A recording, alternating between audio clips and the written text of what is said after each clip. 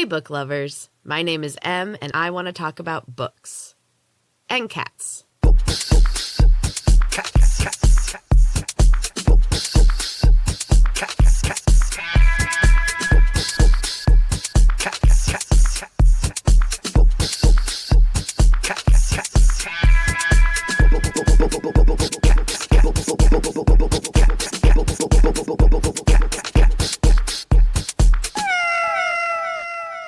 Hey book lovers, welcome back. So I am so enjoying all the reading I'm doing right now. I talked a lot about my to-read bookshelf in the last episode, and instead of choosing my next book off of there, I decided to read an ebook that I've had waiting on my Kindle for about a year.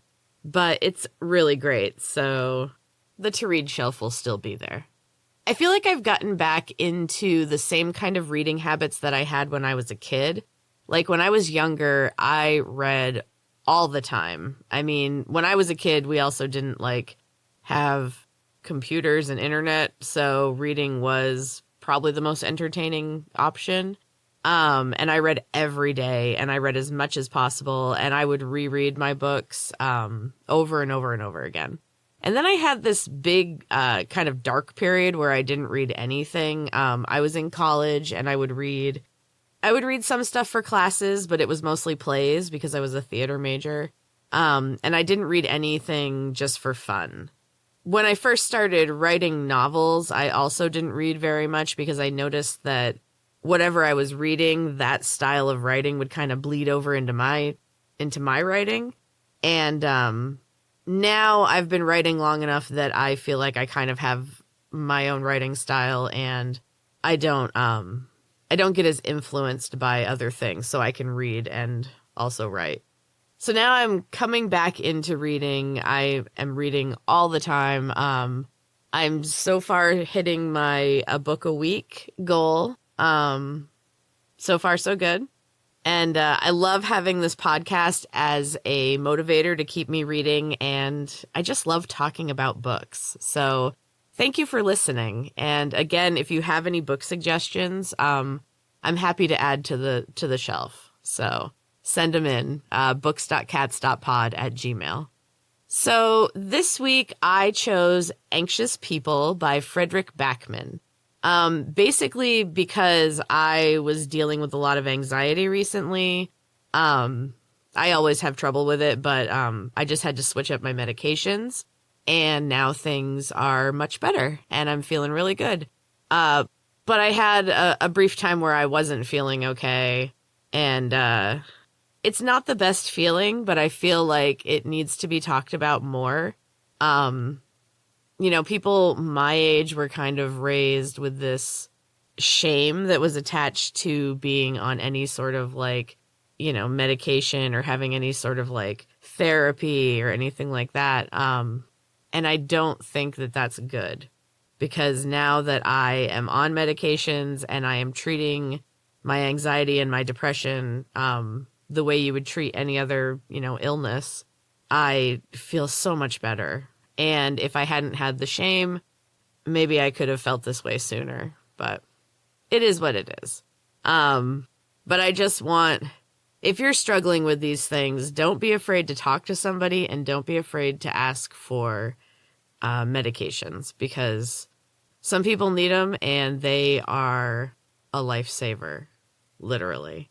I've decided I'm just not going to be ashamed of it. I'm trying to fix myself, and people are on medications for all kinds of things, and this is just the same thing. And if it helps me be a better version of myself, why would I not choose that? Anyway, I just wanted to share that in case anyone else feels like this. Now let's talk about the book. So, Anxious People by Fredrik Backman. This book was about a lot of things. It was about a bank robbery, a hostage situation, an apartment viewing, and most importantly, it is about people. This is a beautiful book. It's another one that I got from Book of the Month, and another one that I chose simply because of the title, Anxious People. I'm an anxious person. But this is a woven tapestry of lives that all converge in one moment in time at an apartment viewing, and every person there is changed in a significant way by the other people. It's a story of pain and regret and worry and fear, and it is one of the most relatable fiction books that I've read in a while, and it moved me. I haven't sobbed while reading in quite a while, but this one got to me. Maybe it came too close in certain places, and maybe I could see myself in the story a little too easily. But I like it when a book is so good that it hurts. Those are the ones that you never forget. This book is also about hope and love and resignation and just being enough. There's a line in the book that is repeated a few times, and it kind of sums up the emotional vibe of this book. And it is, we save those we can. Read this book. I cannot recommend it enough. I absolutely loved it. Like I said, I sobbed while I was reading it, in more than one place. It's really fantastic. It was in the top 5 for Book of the Month's, Book of the Year. And I wholeheartedly agree with that choice. It's so good. One warning, there is a strong theme of suicide in this book. But honestly, it's so full of beauty and hope that if you can get past that darkness, it's an unbelievable read. I also found it interesting the way that Fredrik Backman wrote, kind of gave the whole book a tense, anxious feeling. It ebbed a little as the story went on, but in the beginning, it really mirrored the feeling of anxiety, which I was feeling very anxious at the time. And so it was kind of difficult to read at first, but once I got into it, I couldn't put it down. So good. So yeah, Anxious People by Fredrik Backman. There's going to be a link in the show notes. It's fantastic. And with that, I'm going to take a quick break, and when I come back, we are going to talk about cat ladies. Hey cat lovers, are you looking for a special treat for your favorite furry friends? PetsMarket.org has everything that your pet needs. They're crazy pet lovers located in Colorado Springs, and their store offers you a wide variety of unique pet merchandise, providing you better ways of caring for your pet at the best prices. Go to PetsMarket.org, that's .org, and use code EMSBooks20 for 20% off your order. That's EM''S Books20. You can find the link and the code in the show notes. Whether it's an adorable new bow tie, medications to keep them healthy, or a stylish new water bowl, you can find everything your pet needs at PetsMarket.org. Welcome back, book lovers. So recently I bought a bed for my dog. He is a big boy, so I had to get an extra large bed. And so far he is the only pet that has not used it. He has no interest in going on it, but the cats love it. It's so super soft and comfy, and they kind of fight over it. They're starting to share. So far we can have 2 of them on it at the same time, and that's okay. But the cat that has claimed it the most is Strudel, and she is our tiniest cat. So, gigantic dog bed for a 100-pound dog. Tiniest cat owns it. Hilarious. And, that's about right. Strudel is sleeping in complete luxury. Like, I've never seen her look so relaxed. And if you check out the Books and Cats Instagram, you can see pictures of all of my cats in their absolute most relaxed using the dog bed. So I wanted to talk about a documentary that I just watched. It's on Amazon Prime, and it's about cat ladies, and it's called Cat Ladies. It started with a pun, and I was like, oh my God, what am I watching? But it actually ended up being incredibly sad and moving. It was not what I thought it was going to be. It was probably better than what I thought it was going to be, honestly. I really felt for these women because they were all just very sad and lonely, and they were filling a hole in their souls with loving cats because they couldn't love people for various reasons. loving cats is not a terrible replacement, but it's definitely not the same as having another human companion. And their loneliness was just so palpable. It really kind of broke my heart. And then there was also some over-the-top cat hoarding. And, they're the ones that they believe that they're rescuing the cats from the street, but it can go bad, like, so fast. Brief warning, if you're going to watch this, they do show a dead kitten, just once, but if you're sensitive to those kind of images, just be aware that it's coming. There was one woman with just way too many cats. And they spoke to her neighbors who had moved in the winter time. And so they didn't really know that she had a million cats. And then when it started to be nice out and they wanted to sit outside, the smell was overpowering. Which is just the worst surprise ever when you move into your new home. It seems so out there and kind of crazy, but then it also seems like it could so easily happen. It's just very sad. And there just seems to be a very tenuous line between loving cats and having way too many cats. Yeah, it was really well done. It was really interesting. And like I said, it was moving. It was directed by Christy Callan Jones, and it's only an hour long. So if you have Amazon Prime, I would highly recommend it. So now it's time for the quote of the week. I was looking up quotes while I was watching the Cat Ladies documentary, and I was feeling kind of melancholy. So I looked for book quotes about loneliness. So this week's quote is from the book My Sister's Keeper by Jodi Picoult. Let me tell you this. If you meet a loner, no matter what they tell you, it's not because they enjoy solitude. It's because they have tried to blend into the world before, and people continue to disappoint them. I know that's kind of a bummer to end the episode on, but it just kind of went with the vibe of the Cat Ladies documentary, so I thought I'd stick with it. And it kind of goes with the vibe of Anxious People, too, because there's a lot of loneliness in that book. So with that said, please, if you are enjoying the podcast, tell your friends. And if you haven't already, please subscribe, leave me a review. It helps the podcast get seen by more people, which would be great.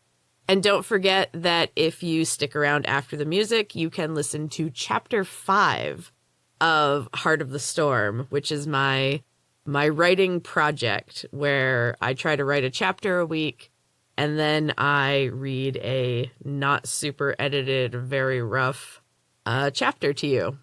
So yeah, stick around after the music for that. Thank you so much for listening. And until next time, keep reading.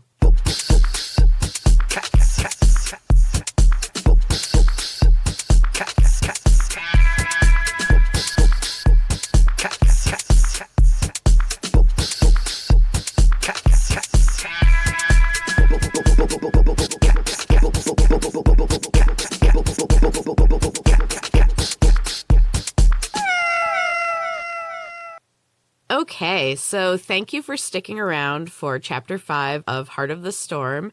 Quick recap of Chapter 4. Gemma is in a not great situation with a strange man with bright orange hair. And Kevo is being mysterious with Harper, but promises that he is trying to help her. And now, Chapter 5 of Heart of the Storm.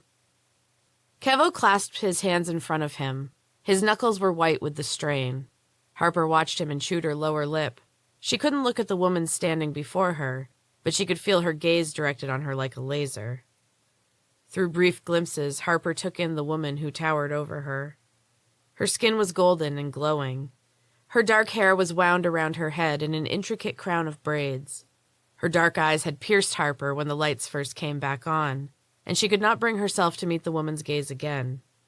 The hollow emptiness of her eyes was chilling. Kevo avoided her eyes as well as Harper's. He was focused on the constant movement of his hands as they fought for dominance. A man stood near the door and watched the entire scene with a bland, uninterested stare. His eyes were startlingly light blue and stood out against his coppery skin and heavy dark blue tattoos. "Look at me, Harper," the woman said. Her voice was low, but there was no questioning her command. She would not be denied. Harper dragged her eyes to the woman's face and locked her gaze with her hollow stare. As she looked into the depths of the woman's eyes, Harper saw that they were not entirely empty. Little points of light danced deep in the dark sockets, and Harper could feel herself being drawn in. "Mom." Kevo's sharp whisper drew Harper's attention, and she felt herself come back. The woman looked displeased, but she smiled a little as she crossed her arms across her chest. "Very well," she sighed with a wave of her hand.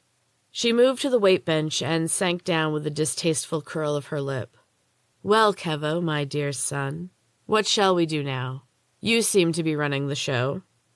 She sneered and drummed her fingers on the padded bench seat.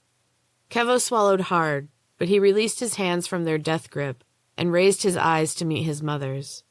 "It's time to tell Harper. In fact, it's long overdue." He crossed his arms across his chest. His muscles were all flexed, making him look even more intimidating. The woman just smiled indulgently as she stood. "Well, Harper, I hope you're ready." She smiled. Somehow her smile made everything worse. Harper felt the blood draining from her face. The room started to pitch and roll, and she reached out for anything to steady herself. Kevo grabbed her arm. His fingers gripped her tightly, leaving white rings around the places where they pressed into her skin. "It's okay," he whispered harshly. "Sit." He led her to a chair. The room was swinging around her, and she sank into the seat with relief, until she again locked eyes with the woman's empty stare. "You fear me," the woman said with a satisfied smile. "Normally I would tell you that's wise, but, lucky for you, you are special." Harper felt her insides turning to mush, and she sprinted suddenly for the door. Lottie heard the thunder and went to the dingy window of her store.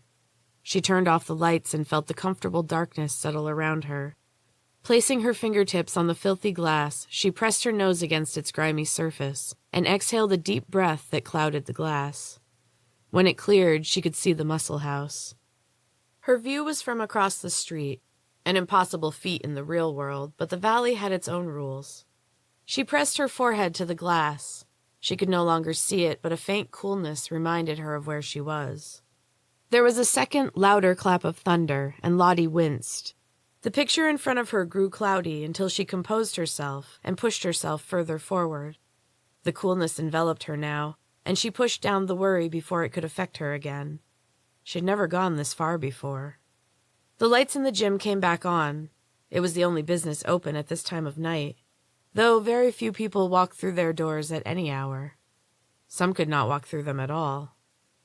Lottie had tried everything she could think of to get into that gym. The magic that blocked her was a kind she'd never seen before, and it was strong. Her first attempt had turned her hair white, which she didn't mind, but the pain that accompanied it had affected her deeply. There was something wrong with the valley, and this thunder made her nervous. This wasn't normal weather. She was the weather worker of the valley, and there was no storm that came upon her unexpected. She knew the sound of magic. It had been a while. The valley had been relatively low magic for the last 100 years, and the last disturbance had been almost 20 years ago. Now it seemed the time had come again, and she had no idea what form it had taken this time. The door of the gym burst open, and the girl stumbled to the sidewalk and vomited harshly. Lottie wrinkled her nose and resisted the urge to pull back into the safety of her store. It wasn't her business what happened to the girl, only to provide her what she thought she needed. Lottie knew what the girl needed, but a young woman, especially a headstrong one like this one, would never take the advice of an old woman. She was only 37, but the white hair had aged her considerably. Her skin, however, was smooth and flawless, which was quite different from her face before her encounter with the protection spell. The boy came outside and knelt beside the girl. Irritation bubbled up deep inside Lottie. This boy had been an unexpected addition, and Lottie didn't trust him. There were 2 others behind them, standing just inside the gym and hidden in shadow. One silhouetted figure raised a hand. Lottie saw a flash of light and felt a searing pain behind her eyeballs. She pushed hard away from the scene, but at first she couldn't break free. The pain was immense, and she screamed and clawed at her face. Then everything went black, and she was released from whatever had held her. She felt her head hit the hard tile floor of the store, and then nothing else. Harper stared at herself in the spotted mirror above the sink. The ladies' locker room at the gym was clean but not well maintained. It was also mostly unused. Harper couldn't remember ever seeing another woman there. She wondered now how she'd never noticed it before. She was baffled by the woman and the feelings she brought up. Kevo's dad still had not spoken. He stood guard by the door and barely seemed to see the scene in front of him. He had at least held the door open for her when she sprinted outside. He seemed to expect her reaction. Harper turned on the sink and let the water run until it was steaming.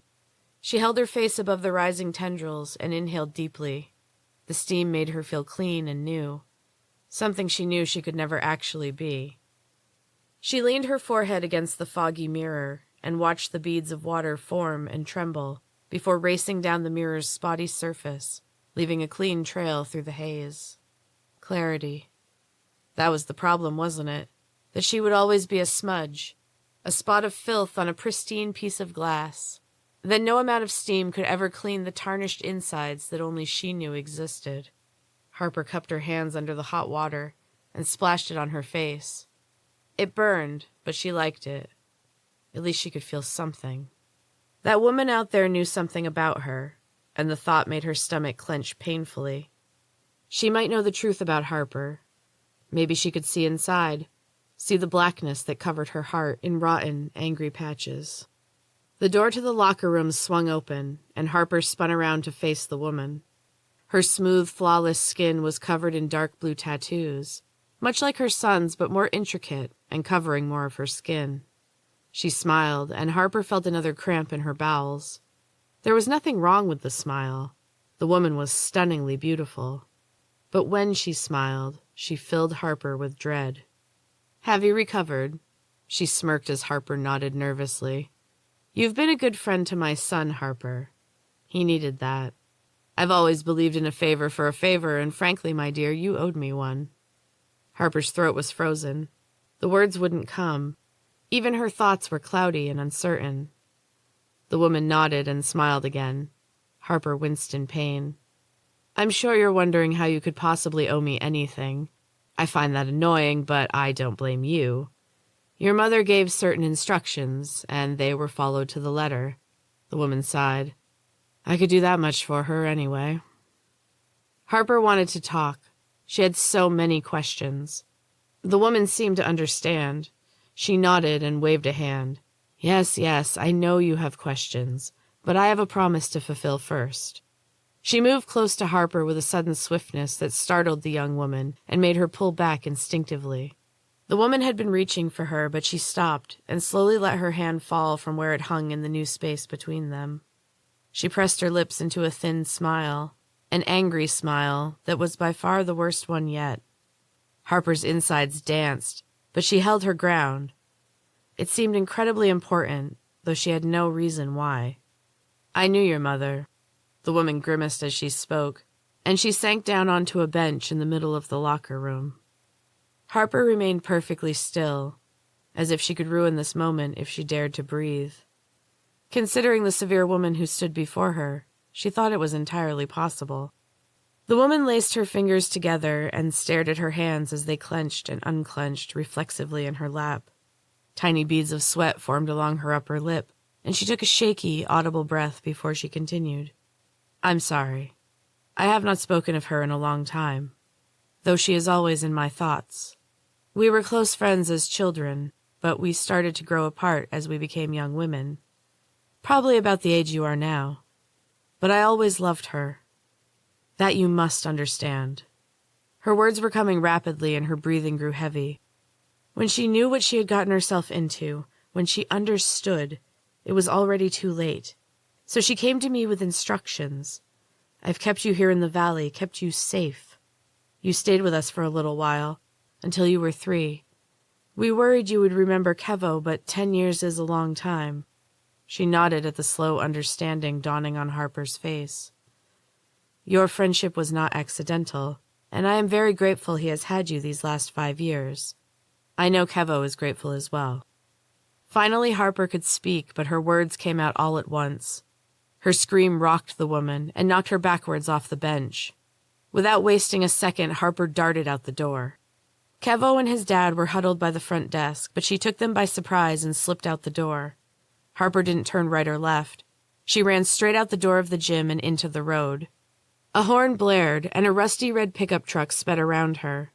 The driver held up his finger the whole way, until he reached a stop sign several blocks down. Harper watched him from the middle of the street. She turned in a slow, dazed circle. She had wanted to run away, but now that she was outside, she realized she had nowhere to go.